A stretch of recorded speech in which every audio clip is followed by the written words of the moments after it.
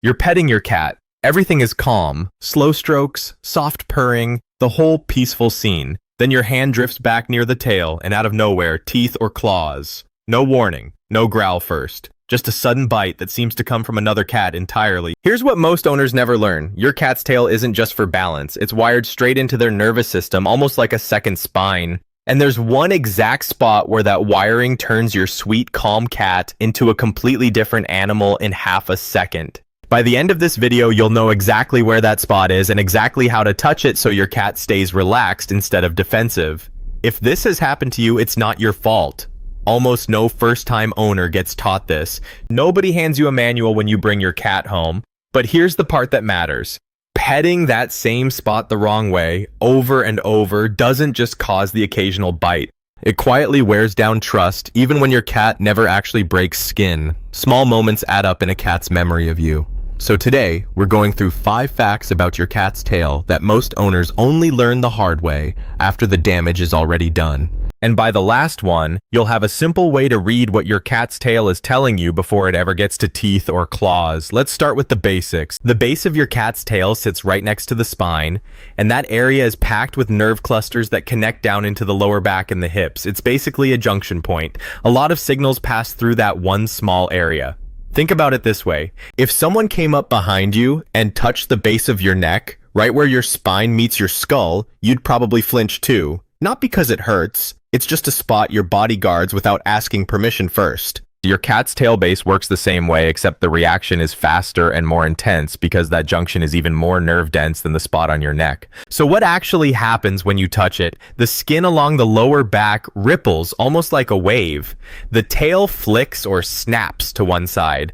And sometimes the whole cat spins around fast, like they're checking what just happened to them. Here's what most people get wrong. Owners see that quick spin and think their cat just turned aggressive out of nowhere, but that's not really aggression. It's an overstimulation reflex. The nerves in that area fire faster than your cat can consciously process, so the body reacts before the brain even catches up. It's automatic, the same way your leg kicks out when a doctor taps your knee. And this pattern shows up again and again in how cats respond to touch. It's not random or occasional, it's predictable once you know where to look. Most owners just label it as their cat being moody or unpredictable, when really it's one of the most consistent physical responses a cat has. Once you see it this way, everything shifts. Your cat isn't rejecting you when this happens. Their body is just louder in that one spot than anywhere else on them. It's not a personality problem, it's an anatomy problem, and that changes how you should read the moment completely. But the tail base isn't just wired for reflex. It's also doing something else at the same time, something most owners never connect back to what they're seeing every single day. Because that same nerve-dense area is also what makes the tail one of the most honest signals your cat has. And that's exactly where we're headed next. Now here's where the tail stops being just a nerve zone and starts being something closer to a language. And once you learn the alphabet, you'll never look at your cat's tail the same way again. Straight up with a little curve at the tip usually means a happy greeting. Low and tucked close to the body means your cat feels nervous or unsure. Puffed up like a bottle brush means they're startled or getting defensive. 3 positions, 3 completely different moods, and your cat is showing you all of it without saying a word. Picture this. You walk through the door after a long day, and your cat trots over with their tail sticking straight up, curved at the top like a question mark. That's not random. That's your cat telling you, in the clearest way they know how, that they're glad you're home. Remember what we talked about with the base of the tail being packed with nerves? That's exactly why this signal is so trustworthy. Because that area reacts before your cat even consciously decides anything, the tail ends up being one of the most honest parts of their whole body. It moves faster than thought. There's no filter, no performance. What you see is what's actually happening inside. Now let's flip to a scenario that trips up almost every new owner. Your cat is curled up on your lap, purring away, looking about as relaxed as a cat can look. But if you watch the tail, it's thumping against the couch or flicking side to side in short little jerks. Most people see the purring and assume everything's fine, but that tail is already sending a warning. It's saying attention is starting to feel like too much. Here's why this gets missed so often. Purring and tail flicking can happen at the exact same time, and they're saying 2 completely different things. Purring can mean content, but it can also mean stressed or overstimulated. So when you only listen to the purring and ignore the tail, you miss the mixed signal completely. And that's usually the moment right before the surprise bite happens, the one that felt like it came out of nowhere but really didn't. So here's the practical takeaway, and it's simple enough to remember every single time you sit with your cat. Watch the tail before you watch the face. The face can look calm for a while longer, but the tail moves first because it's reacting straight from that nerve-dense base before your cat's expression even catches up.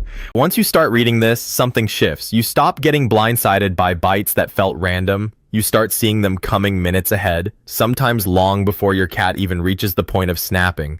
It stops feeling like your cat has two different personalities and starts feeling like you're finally fluent in something they've been saying to you the entire time. Now, here's something that trips up a lot of owners once they start paying attention to all this. You might do everything right, the slow approach, the calm hand, all of it, and your cat still reacts strong at the base. And that's when people start thinking they're doing something wrong. But that's not always what's going on. Not every cat has the same threshold. Some cats can handle a firm scratch right at the base all day long. Others flinch the second your hand gets close, every single time. That range comes down to a mix of things: how sensitive their nerves naturally are, whether they've had any pain in that area before, and honestly, just personality. Some cats are wired to be more reactive to touch in general, the same way some people startle easy and others barely notice a tap on the shoulder. Age plays into this too. Older cats, especially ones dealing with joint pain in the hips or lower spine, often react stronger to touch near the tail base because that area sits close to joints that might already be sore. What looks like a sudden change in mood is sometimes a physical response to discomfort that's been building quietly for a while. And this next part matters, so listen close. If your cat used to tolerate touch near the tail just fine and suddenly starts reacting strong to it, that's not something to guess about on your own. That's a change worth mentioning to your vet. A sudden shift in touch tolerance can point to pain that wasn't there before, and a vet is the only one who can actually check for that. This isn't about self-diagnosing your cat based on a video. It's about knowing when a pattern change is worth a real conversation with someone qualified. Think about people for a second. Some people can't stand anyone touching their neck, not even a light brush, while other people barely notice it. Nobody calls that broken or wrong, it's just how their body is wired. Cats have that same kind of range, except they can't explain it to you in words, so the tail ends up doing the talking instead. And here's where a lot of owners fall into a guilt spiral they don't need to be in.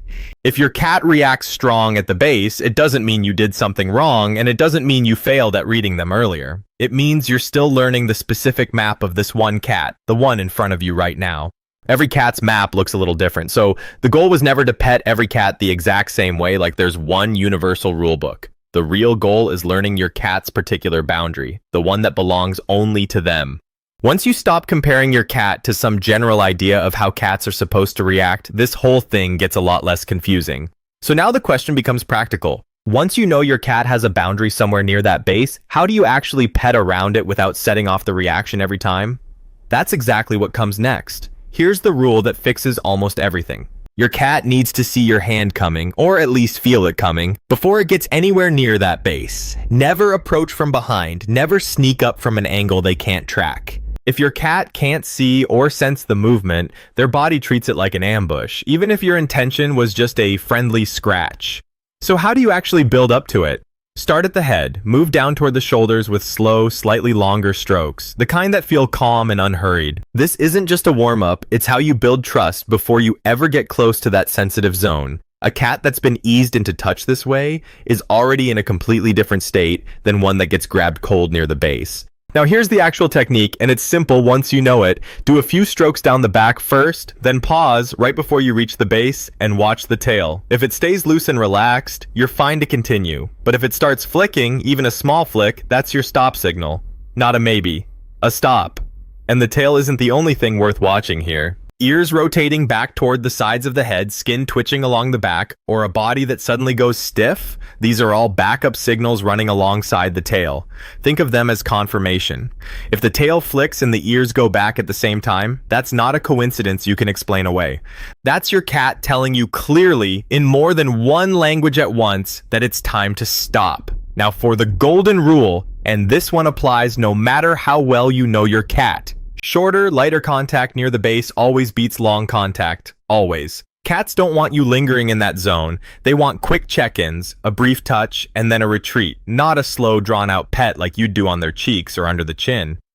That zone just doesn't work the same way the rest of their body does, and trying to treat it like it does is where most owners get caught off guard. Cats who get petted this way stay relaxed longer. It's not a coincidence. When your cat never gets caught off guard near that base, they stop bracing for it every time your hand moves in that direction. Over time, that adds up to something bigger than a single calm petting session. It builds trust that carries into every other interaction you have with them.